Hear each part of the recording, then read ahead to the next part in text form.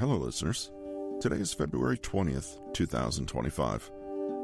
Welcome to Social Skills Coaching, where you become more likable, more charismatic, and more productive. Today's episode is from the book titled Become a Human Behavior Scientist by Patrick King, available on Amazon with an audiobook version on Amazon, iTunes, and Audible. You can learn more about Patrick King at bit.ly/PK Consulting. In today's episode, we dive into Chapter 2, Underneath the Surface, A Glimpse Beneath the Mask. In this chapter, you'll discover how to become a student and scientist of body language, mannerisms, and small tells. Patrick King teaches you the art of reading people, allowing you to know what people are thinking without them saying a word, and even predict their behavioral patterns.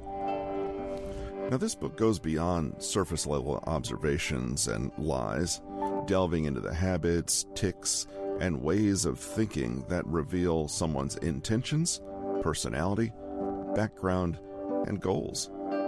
People give out signals all the time. You just have to know what to look for.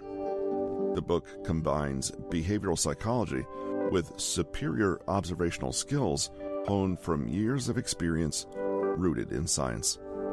Join us as we explore the true meaning of emotional and social intelligence and uncover the topics covered in this fascinating chapter. Get ready to become a human behavior scientist yourself and unlock the hidden potential within you and others. Deciphering body language is a great way to get a read on a situation as it unfolds in the here and now. But what if you want to learn a little more about the person in front of you? We are all so much more than our reactions in this or that situation. After all, is it possible for anyone to get a 100% accurate read on you merely by spending a few moments reading your body language? Chances are, you don't know yourself that well. We've spoken about the importance of context when reading people. Nobody exists in a vacuum. Instead, we learn about others by noticing how they respond to their environment, the way they bounce off others, how they react or fail to react, and what their relationships are like. When it comes down to it, what is a personality other than your unique relationship with reality? People are complex.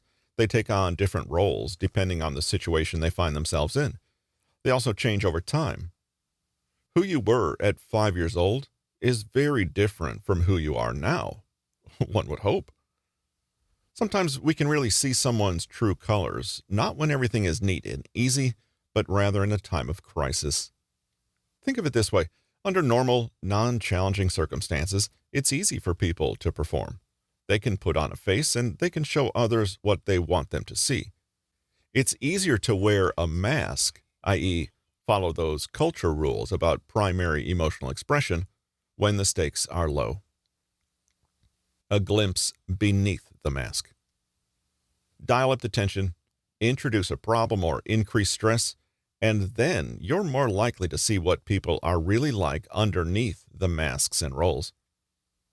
Research done by Ian Krajbish and Associates at The Ohio State University and Zhejiang University in China concluded that when people playing a game were put under pressure, they made decisions according to their most fundamental disposition. In this case, participants behaved either selfishly or pro-socially. The researchers found that when people were given enough time, they were able to think things through and go against selfish, knee-jerk reactions. But something about stressful situations brought out their more primal, raw instincts, those true colors. Does the way we behave under duress show what we're really like as people? Well, it might give us some useful hints. Stress affects people's personalities, but the way it impacts individuals often comes down to their own innate dispositions.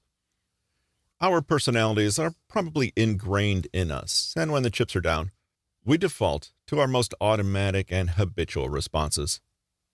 While this can give us a glimpse into our deepest characteristics, it's also true that most people are able to think rationally and pro-socially if not under pressure, and that's a big part of our identities too. Noticing how people behave under pressure has always been a stealthy way to see what's underneath people's polished, civilized exteriors. The 2014 French movie Force Majeure explored this concept in an interesting way. During a sudden avalanche at a ski resort, a father behaves in a surprising way. He runs away in fear from the threat, immediately abandoning his wife and children in the moment. His wife, however, remains behind, shielding their 2 children. In the aftermath, their relationship is strained. Did the father's behavior signal what he really thought about his family and where his loyalties actually lie when it is crunch time? An obvious way to instigate a little pressure is to play a game with friendly competition. Ramp up tension by adding an element of competition or a time limit. Play Monopoly or do a competitive sport that gets the blood pumping and the primal instincts switched on. Then simply watch to see how people respond under this mild threat. Are they calm, good-humored, and cooperative? That's probably a good indication of how you can always expect them to act. Are they sore losers who have a temper, blame others, get sulky and defensive, or refuse to play unless they can win? This tells you something about their fundamental identities and ingrained personalities. Another useful test is to observe how people respond to not getting their way. Anyone can be charming, polite, and calm when things are working well for them, but pay close attention to how someone responds when you politely say no to their request. Their reaction tells you a lot about their underlying self-concept, their core beliefs, and their attitude to others. Common dating advice is to ignore the way your date is treating you and instead notice how they're treating people who they are not incentivized to be nice to, such as waitstaff. If they're sweet and kind to you, but rude and dismissive of waiters, assume that the rudeness is probably closer to their true form than the politeness. It's true that everyone can act regrettably under pressure or say and do things they don't really mean in the heat of the moment. Nevertheless, what you observe when people are in compromised positions is probably closer to their real selves than the picture you see when everything is fine, and they're able to present the front they most want you to see. Notice how people behave when they are drunk or inebriated, how they behave when lost or frightened, how they behave when sick and vulnerable, or how they treat others who they perceive to be in an inferior position to them. Notice how a person reacts when they are insulted or wronged, and also what they do when they are in the wrong or have made a mistake. Set a boundary and notice how they respond to it. What you see is not the entirety of their personality, but combined with the nicer sides of themselves they choose to show you, it probably gives a fuller impression of who they really are. Again, we come back to the question of primary and secondary emotions, or rather, the real self versus the self that we deliberately and consciously convey to others. Stress and pressure can force what's under the surface to come out and be seen, but there are many other slightly sneaky ways to peek at someone's truer nature underneath what they'd like to broadcast to others. Tip 1.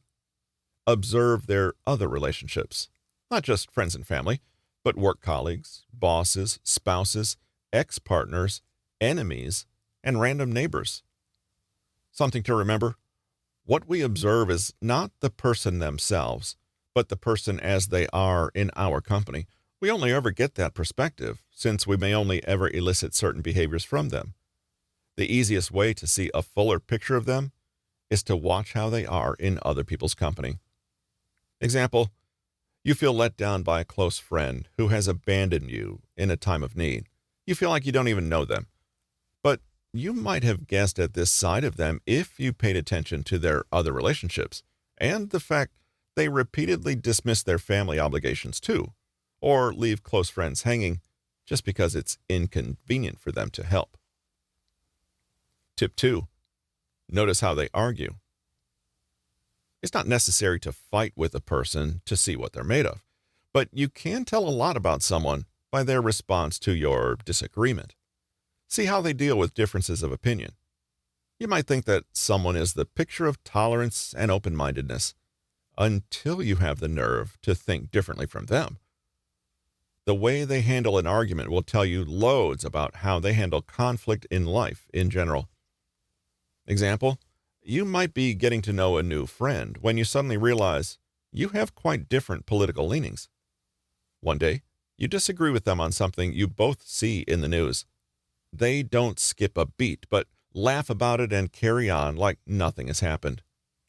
You're impressed. This is a person who values harmony, connection, and human relationships more than being right.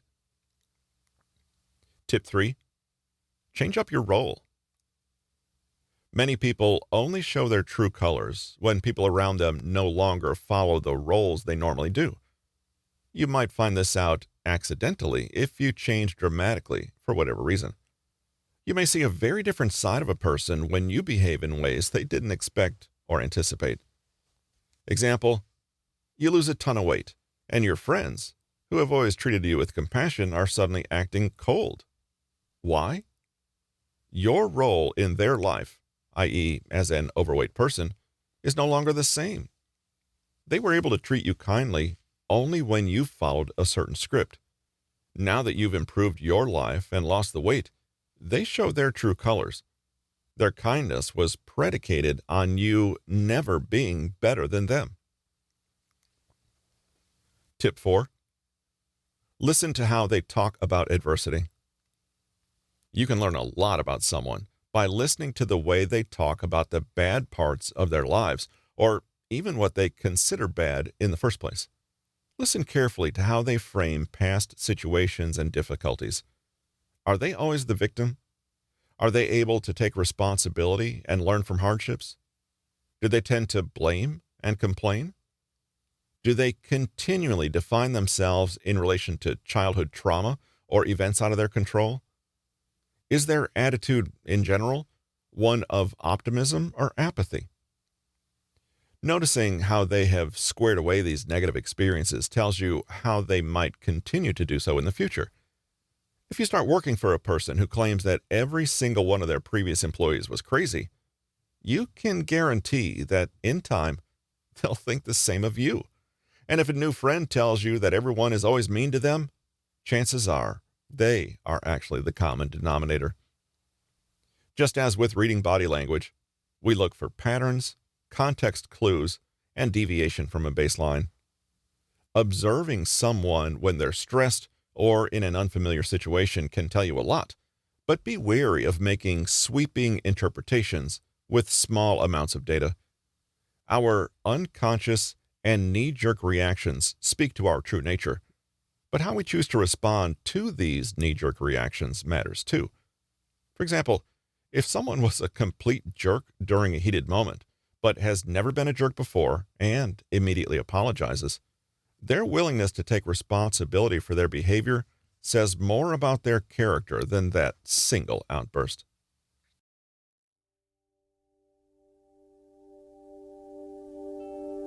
So, my fellow students of human behavior, what will you do with this knowledge? Will you use it to become a better friend, partner, or colleague? Perhaps you'll apply these insights in your professional life to negotiate more effectively, influence others, or read through the facade that people often present. Maybe you'll simply use this understanding to be more empathetic and compassionate, to see the struggles and triumphs of those around you. Or perhaps you'll become a better observer of the world, aware of the subtle cues and signals that color our daily interactions. Whatever path you choose, remember, becoming a human behavior scientist is not about controlling or manipulating others. It's not about using this knowledge for personal gain or to take advantage of anyone. Instead, it's an invitation to truly see and understand your fellow humans with all their flaws and strengths. And so, my call to action for you today is this.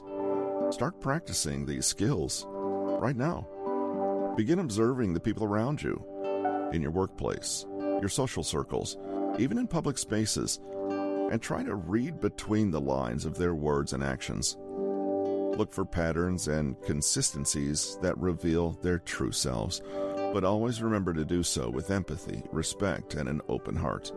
For at our core, we're all just trying to navigate this complex world as best we can. By understanding each other, we can bridge divides, build stronger communities, and create a more compassionate society. So, let's embark on this journey together, my friends. Let us become masters of human behavior and use that knowledge not for ourselves, but for the betterment of all. The power to read people lies within your grasp. Now, go forth and make a difference in this world.